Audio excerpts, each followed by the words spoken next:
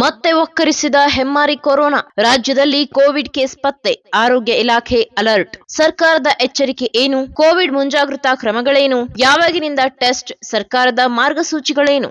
ರಾಜ್ಯದಲ್ಲಿ ಕೊರೋನಾ ಸೋಂಕು ಪ್ರಕರಣಗಳು ಹೆಚ್ಚಾಗುತ್ತಿರುವ ಹಿನ್ನೆಲೆಯಲ್ಲಿ ರಾಜ್ಯ ಆರೋಗ್ಯ ಇಲಾಖೆ ಕೋವಿಡ್ ಮಾರ್ಗಸೂಚಿಗಳನ್ನು ಬಿಡುಗಡೆ ಮಾಡಿದ್ದು, ನಾಳೆಯಿಂದ ಕೋವಿಡ್ ಪರೀಕ್ಷೆಯನ್ನ ಆರಂಭಿಸಲು ಮುಂದಾಗಿದೆ.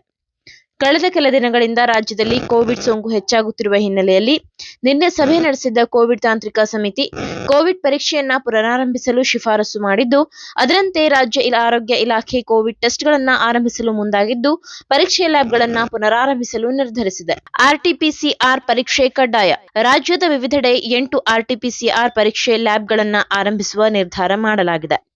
ರಾಜ್ಯದ ಆಯ್ದ ಸರ್ಕಾರಿ ಆಸ್ಪತ್ರೆ, ಮೆಡಿಕಲ್ ಕಾಲೇಜು ಆಸ್ಪತ್ರೆ ಮತ್ತು ಜಿಲ್ಲಾಸ್ಪತ್ರೆಗಳಲ್ಲಿ ಕೋವಿಡ್ ಪರೀಕ್ಷೆಗಳ ಆರಂಭಕ್ಕೆ ಸಿದ್ಧತೆ ನಡೆದಿದ್ದು, ನಾಳೆಯಿಂದ ಕೋವಿಡ್ ಪರೀಕ್ಷೆಗಳು ಆರಂಭವಾಗಲಿದೆ.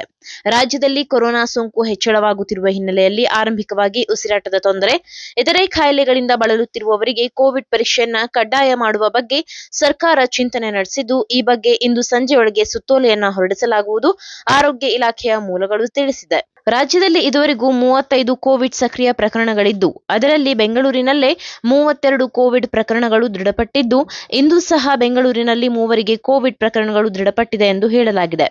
ರಾಜ್ಯದಲ್ಲಿ ಕೊರೋನಾ ಸೋಂಕು ಹೆಚ್ಚಾದ ಹಿನ್ನೆಲೆಯಲ್ಲಿ ಕೊರೋನಾ ನಿಯಂತ್ರಣ ಸಂಬಂಧ ಕೈಗೊಳ್ಳಲು ರಚಿಸಲಾಗಿರುವ ತಾಂತ್ರಿಕ ಸಮಿತಿ ನಿನ್ನೆ ಸಭೆ ನಡೆಸಿ ಕೊರೋನಾ ಸೋಂಕು ಹೆಚ್ಚಳದ ಬಗ್ಗೆ ಸುದೀರ್ಘವಾಗಿ ಚರ್ಚೆ ನಡೆಸಿದೆ. ಇಂದು ಆರೋಗ್ಯ ಸಚಿವ ದಿನೇಶ್ ಗುಂಡೂರಾವ್ ಸಹ ಆರೋಗ್ಯ ಇಲಾಖೆಯ ಅಧಿಕಾರಿಗಳ ಜೊತೆ ಸಭೆ ನಡೆಸಿ ಕೈಗೊಳ್ಳಬೇಕಾದ ಮುಂಜಾಗ್ರತಾ ಕ್ರಮಗಳ ಬಗ್ಗೆ ಚರ್ಚೆ ನಡೆಸಿದ್ದಾರೆ. ಮಾರ್ಗಸೂಚಿ ಬಿಡುಗಡೆ, ಮಾಸ್ಕ್ ಧರಿಸಲು ಸಲಹೆ. ದೇಶದಲ್ಲಿ ಕೊರೋನಾ ಸೋಂಕು ಪ್ರಕರಣಗಳು ಹೆಚ್ಚಾಗುತ್ತಿರುವ ಹಿನ್ನೆಲೆಯಲ್ಲಿ ರಾಜ್ಯ ಆರೋಗ್ಯ ಇಲಾಖೆ ಕೋವಿಡ್ ಮಾರ್ಗಸೂಚಿಗಳನ್ನು ಬಿಡುಗಡೆ ಮಾಡಿದ್ದು, ಜನದಟ್ಟಣೆ ಇರುವ ಪ್ರದೇಶಗಳಲ್ಲಿ ಮಾಸ್ಕ್ ಧರಿಸಿ ಓಡಾಡುವಂತೆ ಹಾಗೂ ನೈರ್ಮಲ್ಯ ಕಾಪಾಡಲು ಸ್ಯಾನಿಟೈಸರ್ಗಳನ್ನು ಬಳಸುವಂತೆ ಸಾರ್ವಜನಿಕರಿಗೆ ಸಲಹೆ ನೀಡಿದೆ.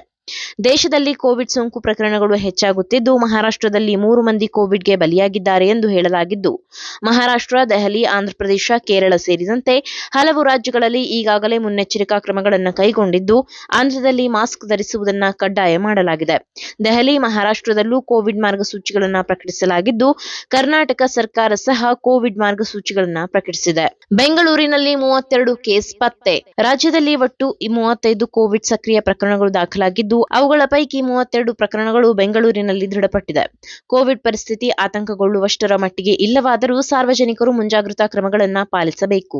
ಕಳೆದ 20 ದಿನಗಳಲ್ಲಿ ಏಕಾಏಕಿ ಕೋವಿಡ್ ಪ್ರಕರಣಗಳು ಹೆಚ್ಚಳ ಕಂಡು ಬಂದಿದೆ. ಹಾಗಾಗಿ ಮಕ್ಕಳು, ವೃದ್ಧರು ಹಾಗೂ ಆರೋಗ್ಯ ಸಮಸ್ಯೆಗಳನ್ನು ಎದುರಿಸುತ್ತಿರುವವರು ಮುನ್ನೆಚ್ಚರಿಕೆ ವಹಿಸಬೇಕು ಎಂದು ರಾಜ್ಯ ಆರೋಗ್ಯ ಇಲಾಖೆ ಸಲಹೆ ನೀಡಿದೆ. ರಾಜ್ಯದಲ್ಲಿ 2025ರಲ್ಲಿ ಕೋವಿಡ್ ಸಂಬಂಧಿತ ಸಾವುಗಳು ವರದಿಯಾಗಿಲ್ಲ. ಆದರೂ ಸೋಂಕು ಹರಡುವುದನ್ನು ತಡೆಯಲು ಎಚ್ಚರಿಕೆ ಅವಶ್ಯ. ಹಾಗಾಗಿ ಗರ್ಭಿಣಿಯರು, ಮಕ್ಕಳು, ಇತರೆ ಕಾಯಿಲೆಯಿಂದ ಬಳಲುತ್ತಿರುವವರು ಮತ್ತು ರೋಗ ನಿರೋಧಕ ಶಕ್ತಿ ಕಡಿಮೆ ಇರುವವರು ಜನದಟ್ಟಣೆ ಇರುವ ಪ್ರದೇಶಗಳಲ್ಲಿ ಮುಖಕ್ಕೆ ಮಾಸ್ಕ್ ಧರಿಸಿ ಓಡಾಡಲು ಆರೋಗ್ಯ ಇಲಾಖೆ ಸಲಹಾ ರೂಪದ ಸೂಚನೆ ನೀಡಿದೆ. ಸಾರ್ವಜನಿಕರು ಕೈಗಳ ನೈರ್ಮಲ್ಯವನ್ನು ಕಾಪಾಡಿಕೊಳ್ಳಲು ಹ್ಯಾಂಡ್ ಸ್ಯಾನಿಟೈಸರ್ಗಳನ್ನು ಬಳಸಲು ಸಲಹೆ ನೀಡಲಾಗಿದೆ. ತೀವ್ರ ಉಸಿರಾಟದ ಕಾಯಿಲೆಗಳ ಲಕ್ಷಣಗಳನ್ನು ಹೊಂದಿರುವವರು ಸಕಾಲಿಕವಾಗಿ ಚಿಕಿತ್ಸೆಯನ್ನ ಪಡೆಯಬೇಕು. ಸಂಭಾವ್ಯ ಅಪಾಯ ತಡೆಗಟ್ಟಲು ಕೋವಿಡ್-19 ಪರೀಕ್ಷೆಯನ್ನ ತಕ್ಷಣವೇ ಮಾಡಿಕೊಳ್ಳಲು ಸಲಹೆ ನೀಡಲಾಗಿದೆ. ಆತಂಕ, ಗಾಬರಿ ಬೇಡ. ದಿನೇಶ್ ಗುಂಡೂರಾವ್. ರಾಜ್ಯದಲ್ಲಿ ಕೋವಿಡ್ ಪ್ರಕರಣಗಳು ಗಂಭೀರ ಪರಿಸ್ಥಿತಿ ಇಲ್ಲ. ಯಾರೂ ಆತಂಕಕ್ಕೆ ಒಳಗಾಗುವ ಅಗತ್ಯವೂ ಇಲ್ಲ. ಸರ್ಕಾರ ಮುನ್ನೆಚ್ಚರಿಕೆಯಾಗಿ ಕೋವಿಡ್ ಮಾರ್ಗಸೂಚಿಗಳನ್ನು ಬಿಡುಗಡೆ ಮಾಡಿದೆ. ಹಾಗಾಗಿಯೇ ಪ್ರಕರಣಗಳಲ್ಲಿ ಕೋವಿಡ್ ಪರೀಕ್ಷೆಗಳನ್ನು ಕಡ್ಡಾಯ ಮಾಡುವಂತೆ ಸೂಚನೆ ನೀಡಿದೆ ಎಂದು ಆರೋಗ್ಯ ಸಚಿವ ದಿನೇಶ್ ಗುಂಡೂರಾವ್ ಹೇಳಿದ್ದಾರೆ. ಇಡೀ ದೇಶದಲ್ಲೇ ಕೋವಿಡ್ನ 257 ಸಕ್ರಿಯ ಪ್ರಕರಣಗಳಿವೆ. ಗಂಭೀರ ಪ್ರಕರಣಗಳು ವರದಿಯಾಗಿಲ್ಲ. ಹಾಗಾಗಿ ಯಾರೂ ಭಯಪಡುವ ಅಗತ್ಯವಿಲ್ಲ. ಎಂದಿನಂತೆ ಪ್ರವಾಸ, ಎಲ್ಲವನ್ನೂ ಮಾಡಬಹುದು. ರಾಜ್ಯದಲ್ಲಿ ಕಾಣಿಸಿಕೊಂಡಿರುವ ಸಕ್ರಿಯ ಪ್ರಕರಣಗಳ ತೀವ್ರತೆಯೂ ಕಡಿಮೆ ಇದೆ. ಗಾಬರಿ ಬೀಳುವ ಅಗತ್ಯವಿಲ್ಲ. ರೋಗ ಲಕ್ಷಣಗಳಿದ್ದರೆ ಅಂಥವರಿಗೆ ತಪಾಸಣೆ ಕಡ್ಡಾಯ ಮಾಡಲಾಗುತ್ತಿದೆ ಎಂದು ಅವರು ತಿಳಿಸಿದ್ದಾರೆ. ಬೆಳಗಾವಿಯಲ್ಲಿ ಮೊದಲ ಕೊರೋನಾ ಪತ್ತೆ. ಇನ್ನು ಗಡಿ ಜಿಲ್ಲೆ ಬೆಳಗಾವಿಯಲ್ಲಿ 25 ವರ್ಷದ ಗರ್ಭಿಣಿಯಲ್ಲಿ ಕೋವಿಡ್ ಸೋಂಕು ಕಾಣಿಸಿಕೊಂಡಿದೆ. ಸೋಂಕಿತ ಮಹಿಳೆಗೆ ಬೆಳಗಾವಿ ಆಸ್ಪತ್ರೆಯಲ್ಲಿ ಚಿಕಿತ್ಸೆ ನೀಡಲಾಗುತ್ತಿದೆ. ದೇಶದ ವಿವಿಧೆಡೆ ಕೊರೋನಾ ಪ್ರಕರಣಗಳು ಹೆಚ್ಚಾಗುತ್ತಿರುವ ಹಿನ್ನೆಲೆಯಲ್ಲಿ ಸೋಂಕು ಎದುರಿಸಲು ಅಗತ್ಯ ಸಿದ್ಧತೆ ಮಾಡಿಕೊಳ್ಳುವಂತೆ ಸರ್ಕಾರದಿಂದ ಮಾರ್ಗಸೂಚಿ ಬಂದಿದೆ. ಈ ಹಿನ್ನೆಲೆಯಲ್ಲಿ ಸರ್ಕಾರಿ ಆಸ್ಪತ್ರೆಗಳಲ್ಲಿ ತಲಾ 5 ಬೆಡ್ ಮೀಸಲಿಡಲಾಗಿದೆ ಎಂದು ಜಿಲ್ಲಾ ಆರೋಗ್ಯಾಧಿಕಾರಿ ಡಾಕ್ಟರ್ ಈಶ್ವರ್ ಗಡಾದಿ ತಿಳಿಸಿದ್ದಾರೆ. ಕೊರೋನಾ ಸೋಂಕು ಸಂಬಂಧ ಎಲ್ಲ ರೀತಿಯ ಮುಂಜಾಗ್ರತೆ ಕೈಗೊಳ್ಳಲಾಗಿದೆ. ವೃದ್ಧರು, 1 ವರ್ಷದ ಮಕ್ಕಳು ಹಾಗೂ ಕ್ಯಾನ್ಸರ್ ಪೀಡಿತರು ಗುಂಪಿನಲ್ಲಿ ಸೇರಬಾರದು. ಅಂತರ ಕಾಯ್ದುಕೊಳ್ಳಬೇಕು. ಕೊರೋನಾ ಲಕ್ಷಣಗಳು ಕಾಣಿಸಿಕೊಂಡ ತಕ್ಷಣ ಸಮೀಪದ ಸರ್ಕಾರಿ ಆಸ್ಪತ್ರೆಗೆ ತೆರಳಿ ಪರೀಕ್ಷೆ ಮಾಡಿಸಿಕೊಳ್ಳಬೇಕು. ಅಲ್ಲದೆ ಕಡ್ಡಾಯವಾಗಿ ಮಾಸ್ಕ್ ಧರಿಸುವಂತೆ ಅವರು ಮನವಿ ಮಾಡಿದ್ದಾರೆ. ಈ ಮಾಹಿತಿ ನಿಮಗೆ ಇಷ್ಟವಾಗಿದ್ದಲ್ಲಿ ಈ ಬಗ್ಗೆ ಕಮೆಂಟ್ ಮಾಡಿ, ವಿಡಿಯೋನ ಲೈಕ್ ಮಾಡಿ, ಶೇರ್ ಮಾಡಿ, ನಮ್ಮ ಚಾನಲ್ನ ಸಬ್ಸ್ಕ್ರೈಬ್ ಮಾಡದಿದ್ದಲ್ಲಿ ಬೇಗ ಸಬ್ಸ್ಕ್ರೈಬ್ ಮಾಡಿ.